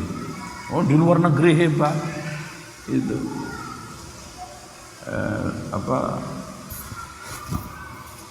mereka itu berlian, disegani oleh semua perusahaan ini. Kenapa? Canggih, umur produktif. Jarang yang tua-tua, cepat mati karena ngerokok. Gitu. Itu ada kemarin di Purworejo itu ada mati 11 karena ngoplos alkohol sama autan. Subhanallah. Astagfirullah, ini kurang makan apa kurang minum gitu loh, kan gitu. Subhanallah, autan dioplos sama alkohol itu loh. Subhanallah, ini ada aja nguji kesaktian itu. Karena ini kan sudah menjelang suro itu, jadi suro itu mungkin dia punya ilmu kebal, jadi minum racun itu udah nggak apa-apa. Itu nanti bisa alkohol dioplos sama racun tikus sudah. Nah, amal jariah sesemasa hidup, nah ini penting. Mushaf yang kita infakkan di masjid, handycam yang kita infakkan untuk TV, ini jariah. Jariah itu apa? barangnya tetap, pahalanya ngalir. Bangun masjid, masya Allah, jariyah. Keramiknya, gentengnya jariyah, semuanya. Ya. Adapun sebagian orang mengklaim bahwa makanan-makanan yang dikeluarkan oleh orang-orang yang mengadakan acara-acara tradisi itu jariyah, nggak benar. Wong hari itu disajikan, hari itu habis. Bahkan diantaranya yang disuguhkan itu rokok. Masa ada jariyah berupa asap rokok? Itu nggak ada. Malaikat pun susah nyatetnya. Itu asap rokok gimana nyatetnya? Itu kan gitu. Aneh, biasa itu. Makanya bapak saya dulu itu sebelum kita kembalikan kepada hidayah, masya Allah, itu rokok itu satu almari, hasil selamatan semua. Itu kita ingetin, Pak, Bah, tolong berhenti ngerokok. Ngerokok nggak beli aja kok repot. Gitu. Karena tahlilan aja sekali tahlilan 2 bungkus, masuk 1 bungkus, pulang 1 bungkus, 2. Satunya di saku, yang satunya di rokok. Itu. Padahal rokok itu bahaya. Nah ini saya ingatkan, barangkali masih ada yang rokok, ya. Indonesia itu menjadi surga nirwana buat kaum perokok, dan siksa kubur hidup-hidup tak tertahankan buat orang yang tidak merokok. Di sawah ladang orang merokok, pemetik cengkeh sedang merokok. Orang beli obat antrian di apotek pun sedang merokok. Kabarnya dokternya pun merokok. Indonesia menjadi jannatun na'im buat kaum perokok, dan siksa kubur hidup-hidup tak tertahankan buat kaum yang merokok, yang tidak merokok. Bapak kusir di Jogja yang sedang mengendarai andong merokok, kabarnya kudanya pun minta diajari merokok. Anak-anak SMP datang ke perpustakaan kecamatan, kalau ada perpustakaannya, menanyakan buku tuntunan tata cara merokok. Bapak Kiai yang sedang melakukan bahsul masail untuk menentukan awal akhir Ramadan, bukan ahli hisab falak, tapi ahlul hisab rokok. Di dalam khamr mengandung 17 racun diharamkan. Di dalam babi mengandung 19 bahaya diharamkan. Di dalam rokok mengandung 4.000 racun kimia. Enaknya diapakan? Ya. Pak Kiai yang sedang merokok sudah mulai terbatuk-batuk. Biarkan dia terbatuk-batuk dan berpikir akan bahayanya rokok. Dan hadirin sekalian, maaf, memang tidak ada orang yang paling sulit diingatkan kecuali perokok. Pak, jangan merokok, Pak. Merokok itu menyebabkan cepat mati. Apa kata dia? Tetangga saya aja nggak ngerokok mati duluan, kue awet. Ngeyel.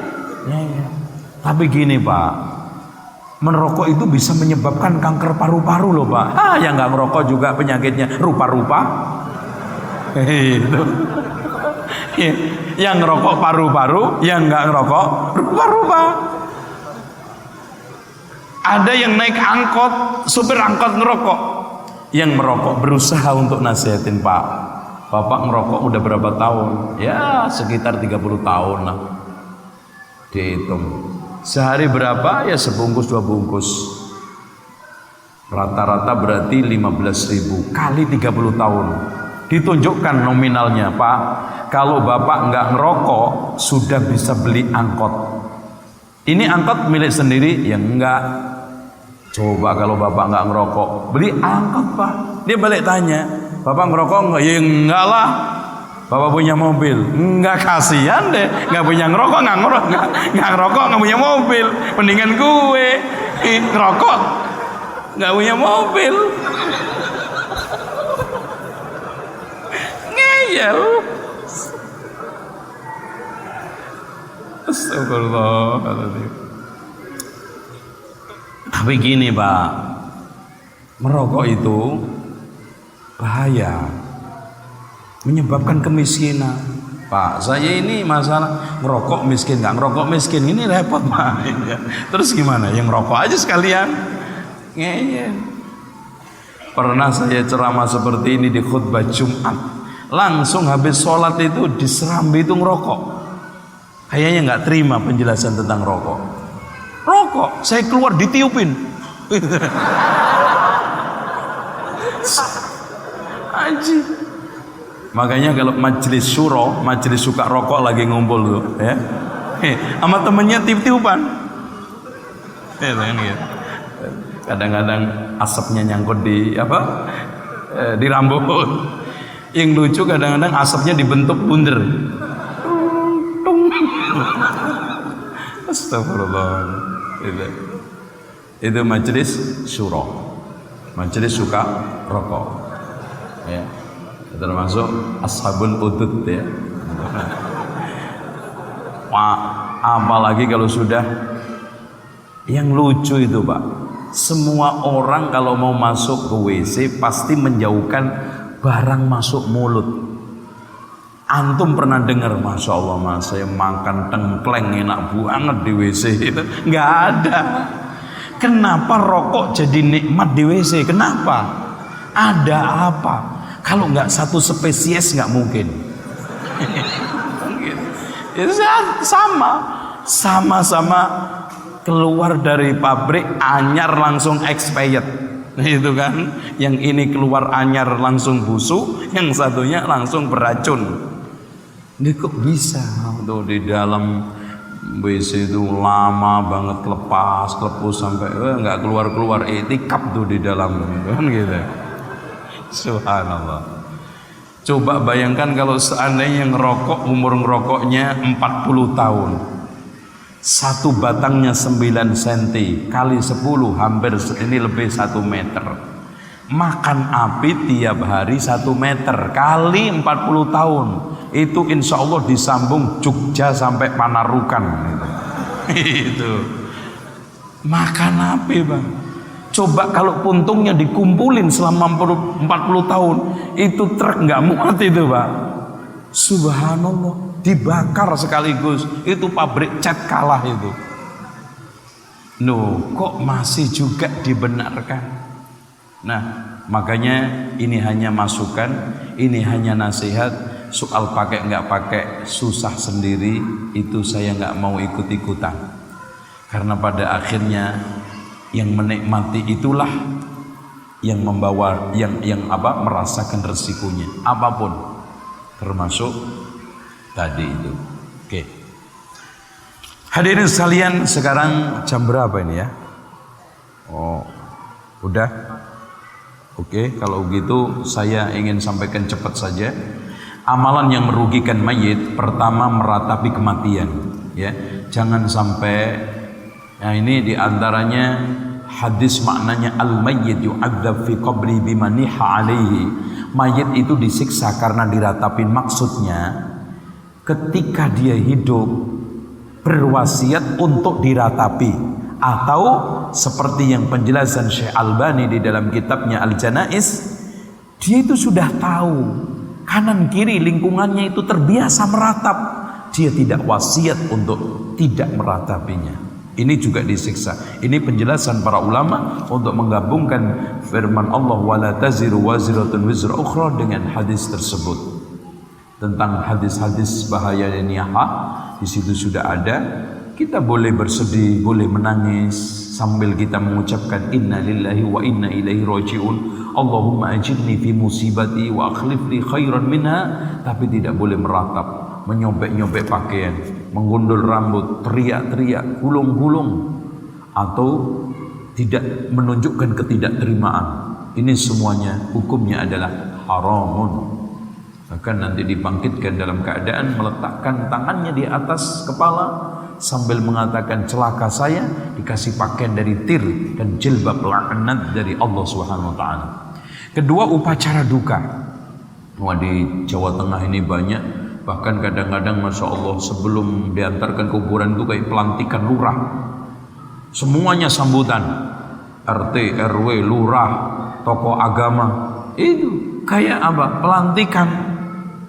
Ya. Ini bertentangan dengan asri'u bil janazah. Apalagi tadi ada berobosan dilemparin uang sekarung, nanti keluarganya karena junjung dhuwur mendem jero.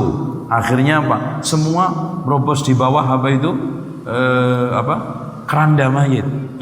Yaitu selamatan dan tahlilan ini semuanya adalah adat. Ya, mubadzir. Bahkan ada yang sekalian, subhanallah, saya ini yang menyebabkan dialog dengan orang tua saya terus berhenti. Coba bayangkan, kalau di Indonesia ini setiap tahun yang tahlilan itu kita bikin rata-rata 10.000 aja. Satu orangnya proses tahlilan membutuhkan dana 20 sampai 25 juta. Berapa miliar tuh Pak? Subhanallah. Makanya di Indonesia ini banyak dana-dana mubazir yang tidak teralokasikan dengan pas tepat. Makanya sering saya katakan, kenapa Saudi negara yang lebih Indonesia ini lebih kaya loh Pak. Kalau seandainya orang Saudi yang kaya itu 30%, Indonesia ini 30% masih kaya, 10% masih kayaan Indonesia. Tapi dana dari negara Saudi, Kuwait, Qatar, Masya Allah melimpah. Bangun masjid, bangun sumur. Kenapa? Karena nggak ada selamatan mereka. Kita ini kan miskin gara-gara selamatan. Beli cempe kecil aja selamatan. Itu pedus cilik gitu Mas. Selamatan. Copot udel selamatan.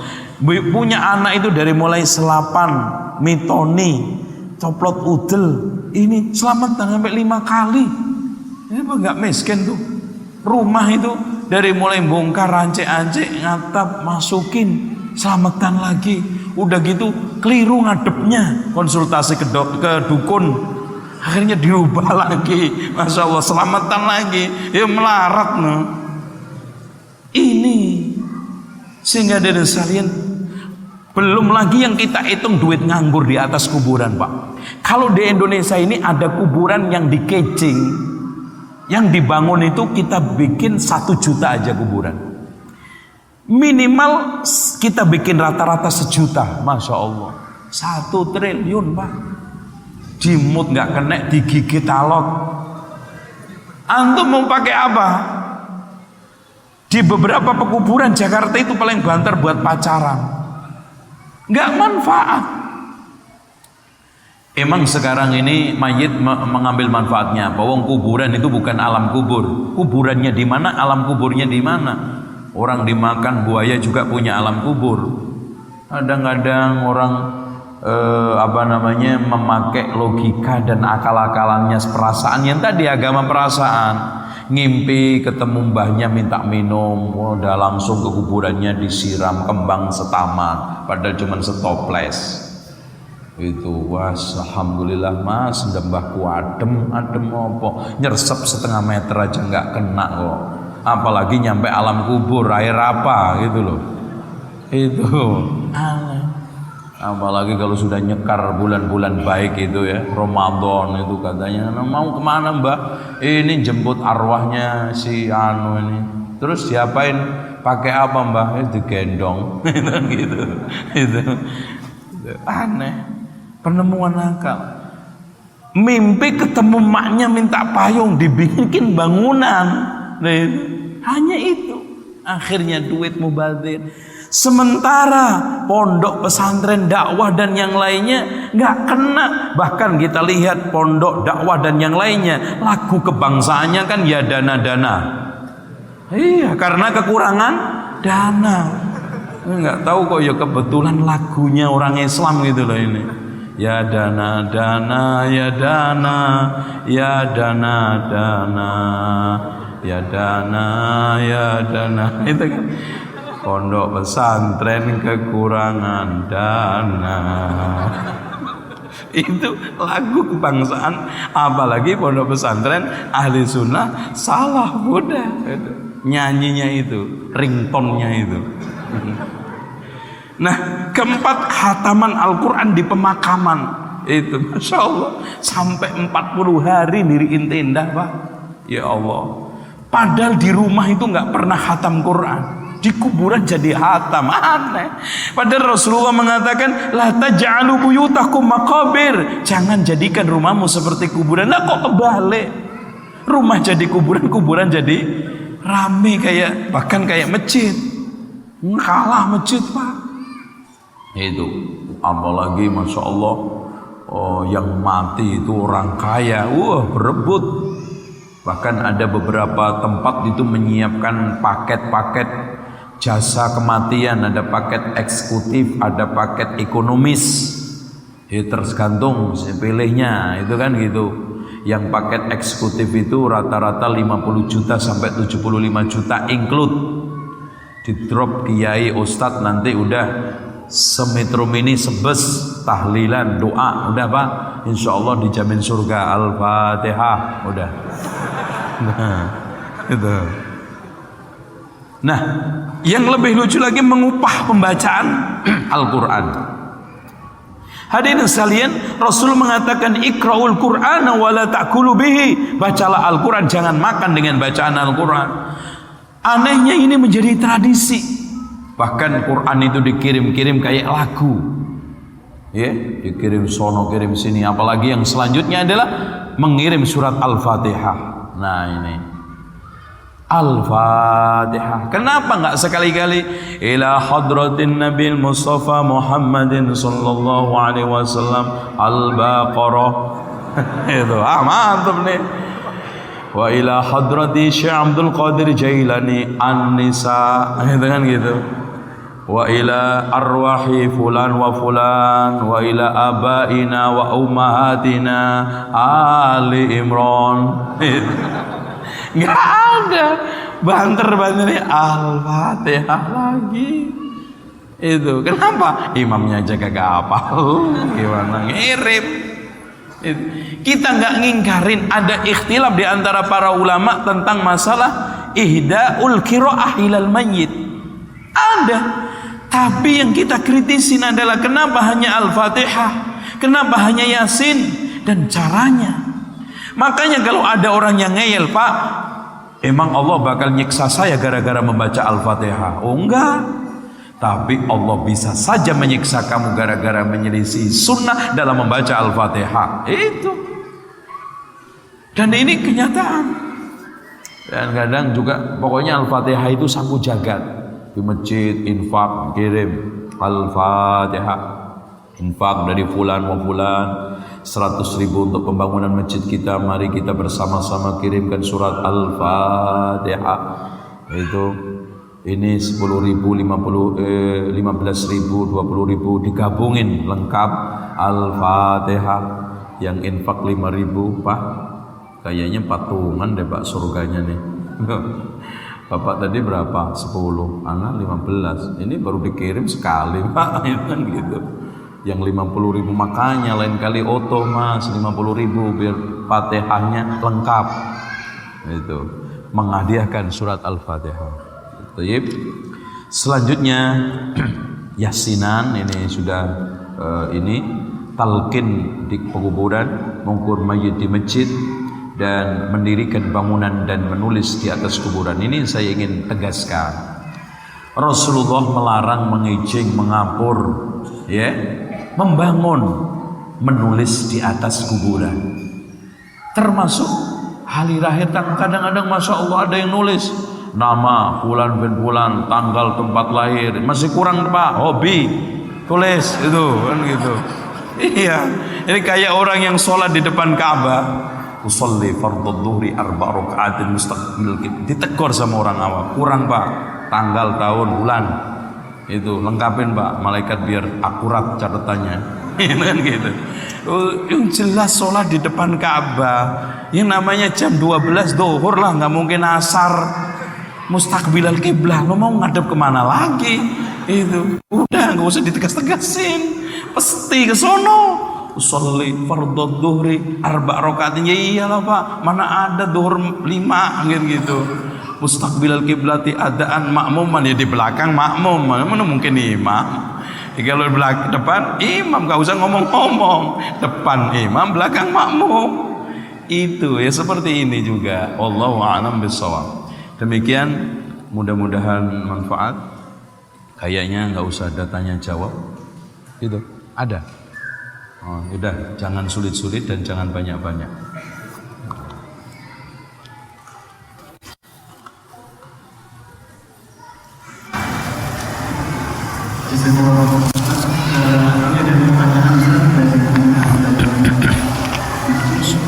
Ustaz, bagaimana cara menasihati orang tua yang sudah menjadi dengan dinamika kematian yang dianggap baik, sementara orang tua berwatak keras? Mas, antum yakin sudah menjadi anak hampir adalah umurnya 40, berarti 40 tahun.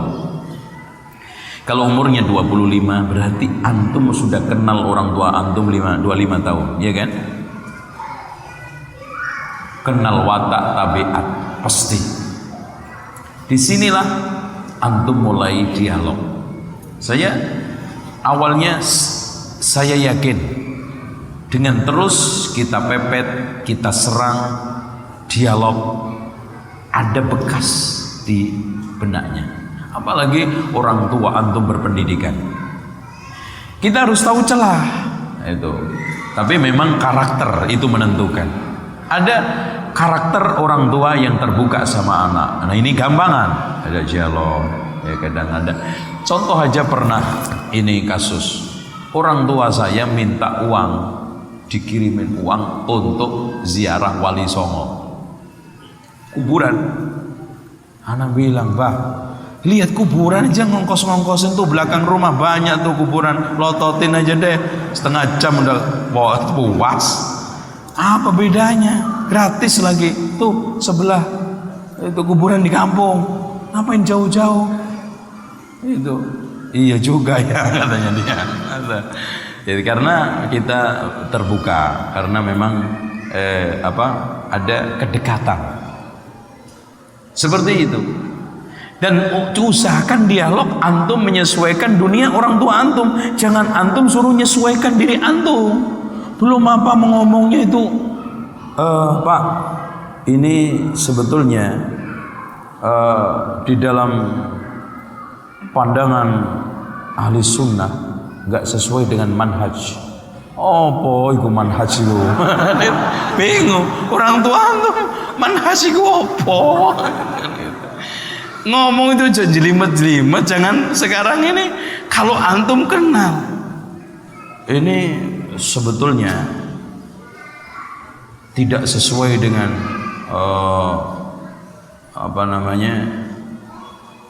manhaj salafus soleh. Apa nih salafus soleh itu?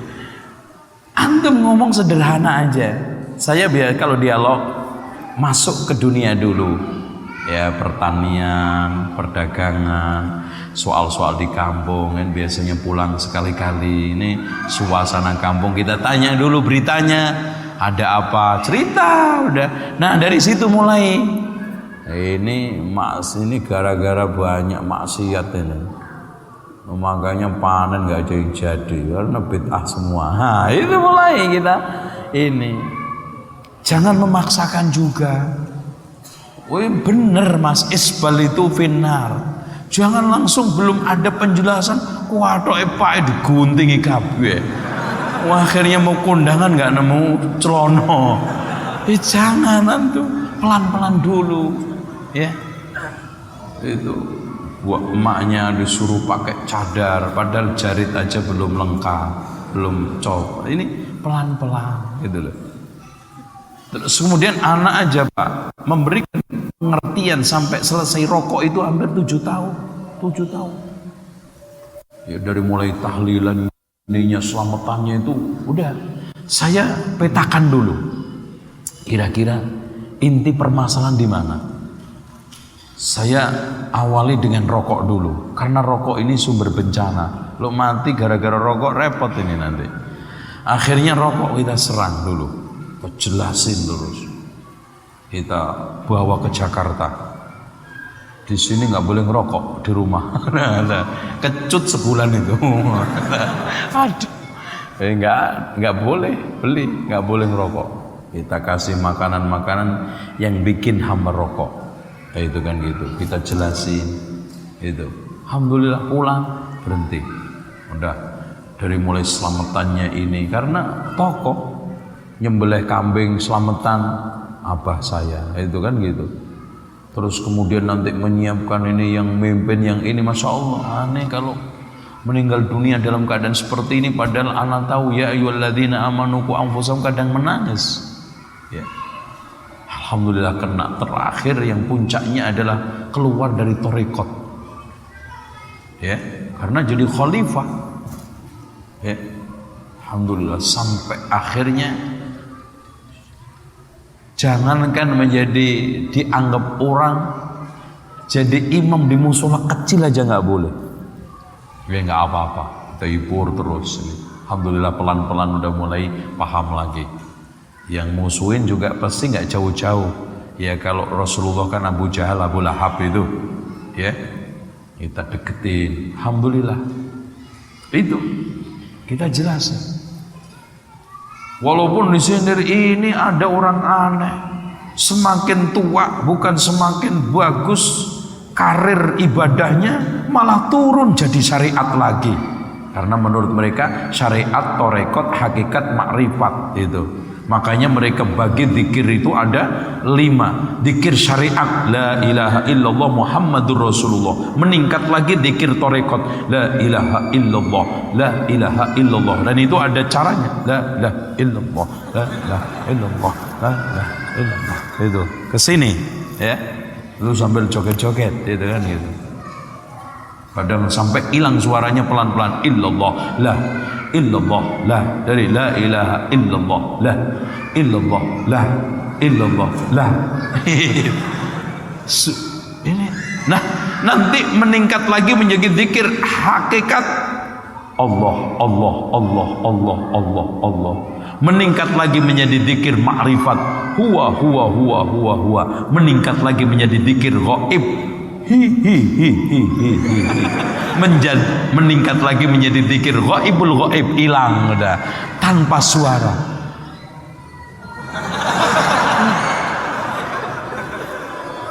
Ajib udah.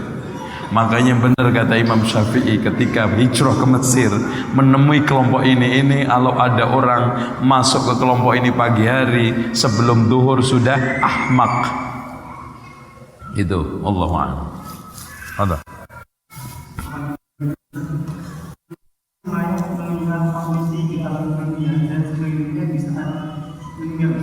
Ibn.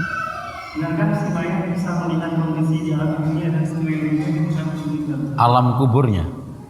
Dunia. Alam dunia. Hadirin sekalian, semua hadis-hadis yang menjelaskan baliknya bisa mengetahuinya mayit, kondisi keluarganya, semuanya antara dhaif dengan palsu. Ya, enggak ada. Karena dijelaskan dalam hadis-hadis yang sahih tempat-tempat arwahnya orang baik, orang fasik, orang kafir. Inna kitabal abrari lafi illiyin wa inna kitabal fujjari lafi sijjin. Sudah nggak mungkin apalagi gentayangan. Balik lagi seperti yang saya turunkan ini, saya temukan riwayat ini di balik ini di dalam kitab yang beredar di kampung-kampung. Judulnya Berita Alam Gaib. Di kitab itu ajaib, Pak. Nggak tahu dari mana. Di antara di dalam kitab itu ada cerita Allah menciptakan pertama kali adalah Nur Muhammad. Kemudian Nur itu dirubah menjadi bulung merak. Lalu kemudian dibikinkan sangkar. Setelah dibikinkan sangkar oleh Allah, dikasih kaca al-haya, kaca malu. Setelah burung merak tersebut ngaca malu, gemeter, keringetan. Dari keringat itulah tercipta semua makhluk, roh-rohnya makhluk yang lainnya. Setelah itu roh makhluk itu berkeliling di sangkar itu, terus keliling sampai beribu-ribu tahun. Sambil dia itu ngeliling tawaf di atas di sekitar sangkar, roh itu ada yang melihat kepalanya, ada yang sempat melihat bahunya karena setelah itu berubah menjadi manusia, ada yang melihat badannya, perutnya, kakinya. yang ketika saat keliling itu melihat kepalanya nanti ketika lahir calon presiden atau minimal bupati, camat, pokoknya kepala. Yang lihat pundaknya jadi panglima, yang melihat punggungnya menjadi penyangga tulang punggung kehidupan. Kasihan yang lihat kakinya jadi pemulung sama tukang ojek. Maka ajib riwayat ini ada bersama kitab ini. Ini riwayat dari Ibnu Abbas ya, yang disebutkan bahwa apabila hari raya dan hari besar Islam seperti tanggal 10 Muharram, hari Jumat tanggal 1 Rajab, pertengahan bulan Sya'ban dan malam Lailatul Qadar, roh orang-orang beriman diberi kesempatan turun ke bumi untuk menengok keluarganya. Nah ini makanya nyekar macam-macam itu. Bila sampai di rumah, ruh tersebut berbicara, hanya saja orang yang masih hidup tidak dapat mendengarkannya. Ia berpesan, hei keluargaku, hidupku kini sangat terasing. Meskipun kamu tidak melihatku, tetapi aku melihatmu dan mendengarkan perkataanmu. Ini aja sudah nggak benar kok. Ya, karena orang yang meninggal nggak bisa dengar apa yang dibicarakan orang yang hidup. Ya, itu wallahu a'lam bishawab.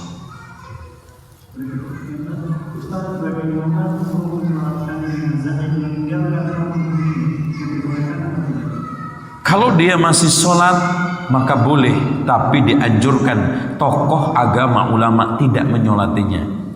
Ini sebagaimana yang tegaskan di dalam athar-athar ya, tokoh agama mati bunuh diri, mati kayak tadi minum cukrik di Surabaya, mati di Purworejo juga mati, kalau itu nggak tahu namanya. Itu dianjurkan tokoh agama, tokoh masyarakat tidak menyolati dalam rangka memberikan pelajaran orang yang hidup.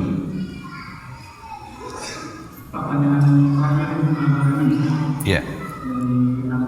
Bolehkah untuk jenazah bagi seorang perempuan yang sedang dalam masa haid? Maksudnya apa? Bolehkah untuk jenazah bagi seorang perempuan yang sedang haid? Mengubur. Menyentuh. Oh, menyentuh. Gak apa-apa.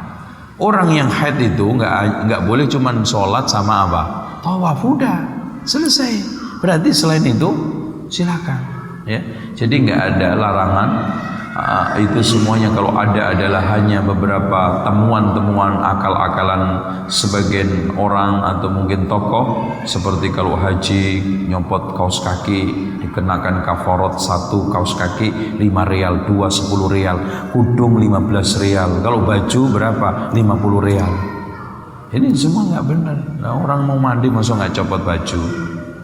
Ini juga sama. Dengan demikian tidak ada larangan bagi wanita yang haid kecuali tawaf sama sholat.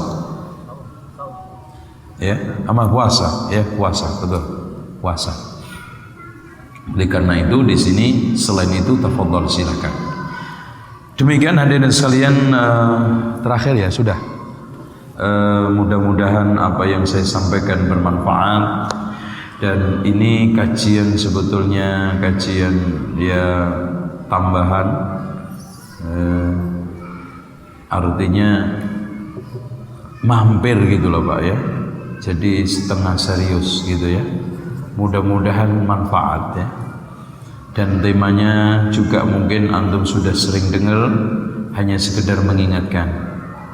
Karena peringatan itu tidak ada yang tidak bermanfaat untuk orang-orang mukmin. Dan kita berharap silaturahmi lewat dakwah ini tetap terus berlanjut, dan kita juga berdoa tetap diberikan oleh Allah keistiqomahan di atas sunnah. Karena itu merupakan suatu hal yang penting dalam kehidupan. Karena tidak ada yang kata Imam Mujahid, saya tidak tahu nikmat mana dua yang lebih besar. Saya diberikan oleh Allah hidayah kepada Islam dan dijauhkan dari hawa nafsu bid'ah. Kita akhiri dengan doa kafaratul majlis. Subhanakallahumma wa bihamdika asyhadu an la ilaha illa anta astaghfiruka wa atubu ilaik. Assalamualaikum warahmatullahi wabarakatuh.